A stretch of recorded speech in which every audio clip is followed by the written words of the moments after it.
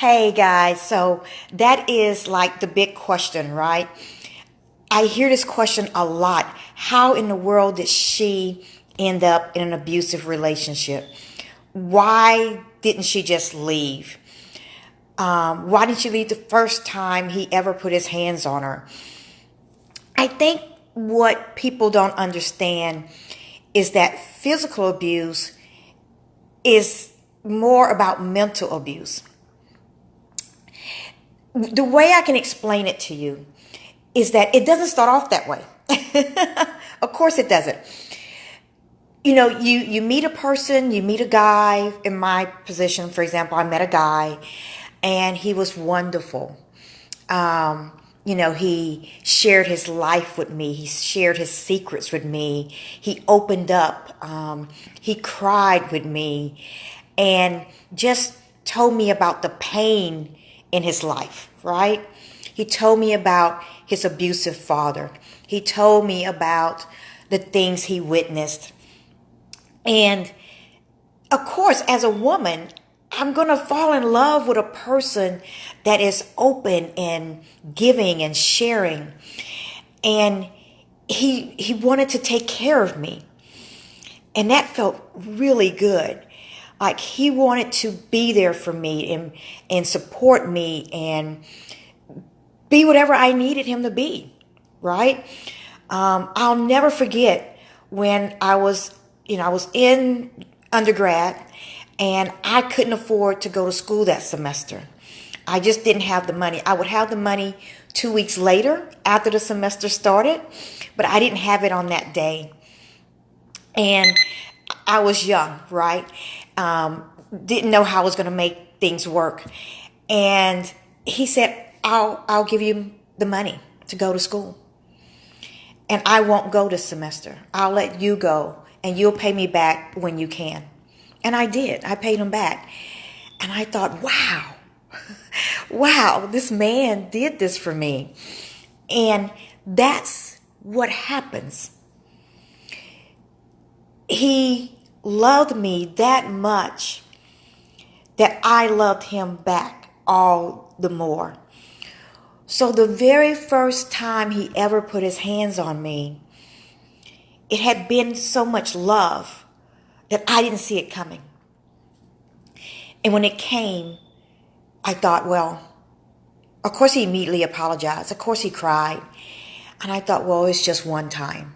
Everybody makes a mistake one time. And, I'm a Catholic girl, Catholic school girl. And I believe that we forgive. That's what I was taught. We all make mistakes. We all go down a wrong road. And so I forgave. And I continued to love, and he continued to love me. And everything was wonderful again. It was wonderful again. And at some point, I started seeing the pattern. Maybe it was 6 months. Maybe it was 12 months. Maybe it was 9 months. But there was definitely a pattern. There was a cycle. It took me a long time to see the cycle because it was so many months in between incidents. But it was always the same cycle. It was always the, I love you so much. I'm going to do everything for you. I'm going to protect you. I'm going to, keep you secure. I'm going to be here for you. I'm going to love you. He would do all that, and he would just be the most awesome person.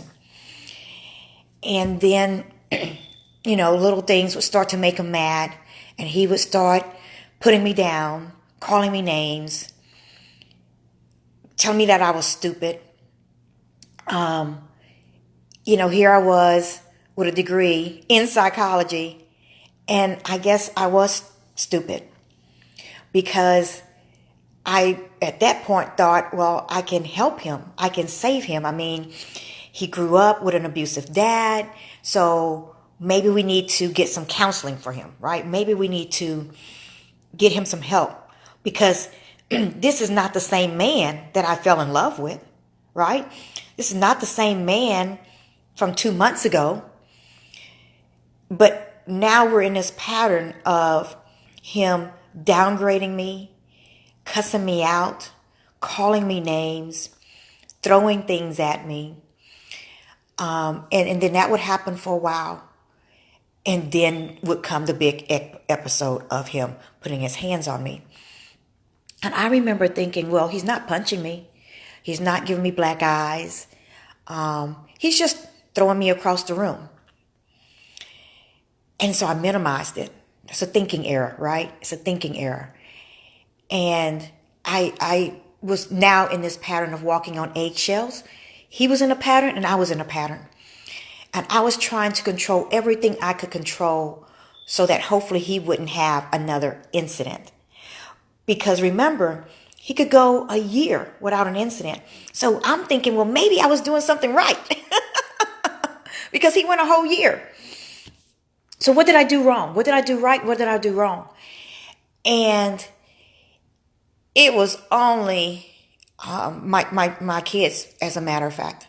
When I started seeing how it was affecting them, that's when I said, this is serious. It's time to go. And I remember having a dream one night, and God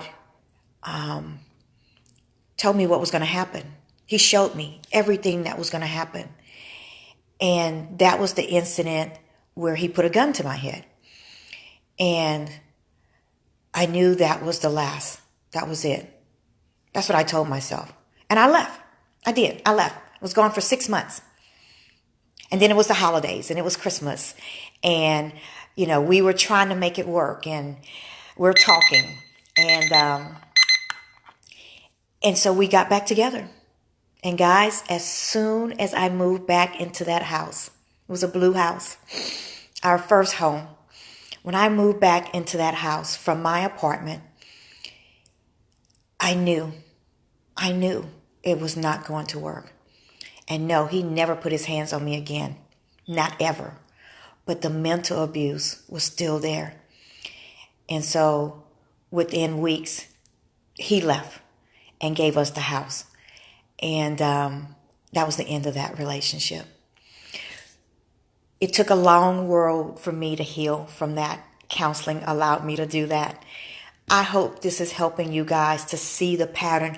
I don't know if you're going through something or you know someone who's going through something. Guys, it doesn't have to be physical abuse. It's a lot of times mental abuse, emotional abuse. I know a lot of women going through this. It is always a cycle. So if you need help getting out of that cycle, please reach out to us, Gateway to Counseling. I hope this is helping you in the meantime, okay? If you need anything, private message me. Bye-bye.